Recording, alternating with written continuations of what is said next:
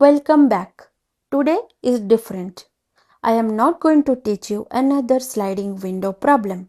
Instead, I am going to test something much more important.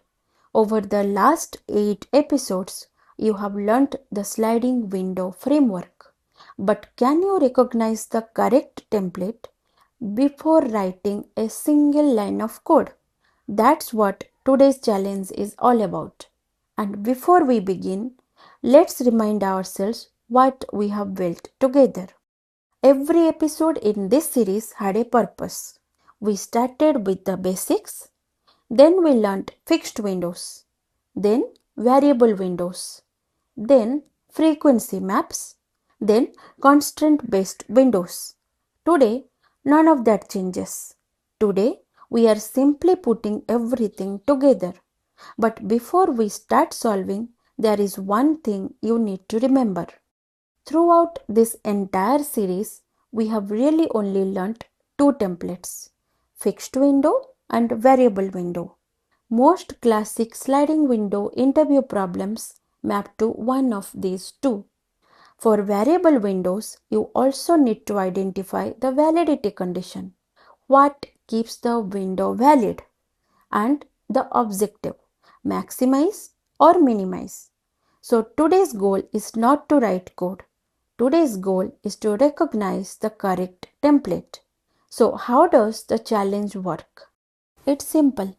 I will show you a problem.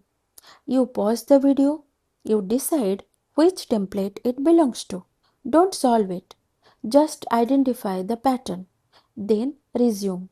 I will explain the clue, reveal the template, and finally show the implementation. Give yourself 1 point for every correct answer. 3 problems, 3 points. Ready? Let's start. Here is your first interview problem. Don't look for code. Look for clues.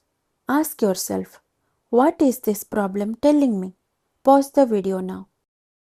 The correct answer is fixed window. Why? Because the window size is given. The moment K becomes fixed, the template becomes fixed. That's your recognition signal. If you got that right, give yourself 1 point.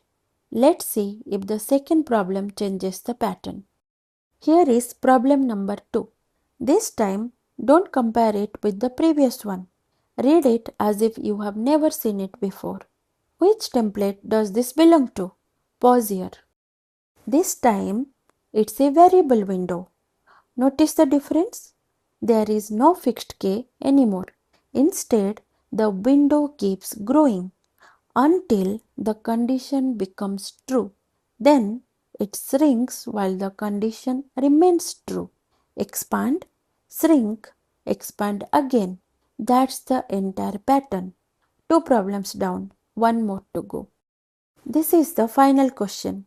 It's also the easiest one to misclassify. Read carefully. One small detail changes everything. Pause now. The answer is variable window.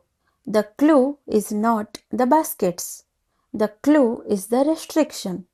You are only allowed two distinct fruit types. That restriction is the validity condition for the window. We track a frequency map to maintain that condition. When the condition breaks, we shrink until the window is valid again. It's still variable window. So how did you do? 3 out of 3? Excellent. 2, you are very close. 1, the pattern is starting to click. 0, that's okay. Because today's goal was not really to solve 3 problems. It was to answer one question. Can you recognize the pattern before writing code? And that brings us to the biggest lesson of this entire series. If you remember only one slide from this series, make it this one. One question. Is the window size explicitly given? Yes. Fixed window. No. Variable window. Then, for every variable window problem, identify two things, the validity condition and the objective. That's the entire framework. Two templates, one recognition rule, and almost every sliding window interview problem begins here. Now look back at the entire journey. Hopefully, it does not feel like 9 separate videos anymore. It feels like one complete system. Every episode taught one piece. Today's challenge brought those pieces together, but there is still one final piece missing. Learning the templates is only half the battle. In an interview, nobody tells you which pattern to use. You have to recognize it yourself. And that's exactly what we will practice in episode 10. We will take this recognition framework and apply it to unfamiliar sliding window problems without hints. If you have followed the series this far, I think you will really enjoy the finale. Before you leave, don't start with code. Start by recognizing the template.